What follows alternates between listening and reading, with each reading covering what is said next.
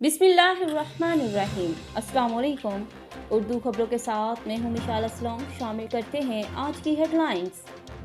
मरी में फंसे कम से कम 16 सयाह जाँ बहक, सैकड़ों अब तक फंसे हुए हैं। पंजाब हुकूमत ने मरी को आफत ज़दा करार दे दिया, एमरजेंसी नाफिज कर दी गई। गाड़ियों के बाद मरी में पैदल दाखिला भी बंद कर दिया गया। सड़कें क्लियर करवाने के लिए इंतजामिया मुतहर्रिक। इंतजामिया ने सयाहों के होटलों से चेक आउट पर पाबंदी लगा दी। वज़ीर आला उस्मान बुज़दार का रेस्क्यू ऑपरेशन मज़ीद तेज करने का हुक्म। तमाम रेस्ट हाउसेस और सरकारी अदारों को सयाहों के लिए खोल दिया गया। सयाहों को निकालने के लिए फौजी दस्ते सिविल इंतजामिया की इमदाद में मसरूफ। मरकजी शाहराहों को खोलने के लिए आर्मी इंजीनियर भी सरगर्म। ISPR का कहना है फंसे हुए लोगों को खाना और दीगर ज़रूरी सामान भी फराहम किया जा रहा है।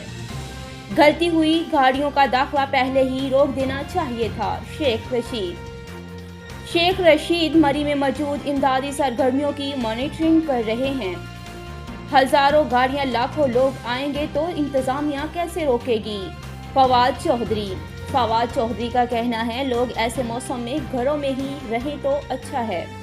ये वक्त किसी पर जिम्मा डालने का नहीं, तरजीह फंसे हुए लोगों को निकालना है। शहबाज गिल कहते हैं अमेरिका में लोगों को बर्फबारी से बचने की ट्रेनिंग दी जाती है, जो कि हमें भी देनी चाहिए।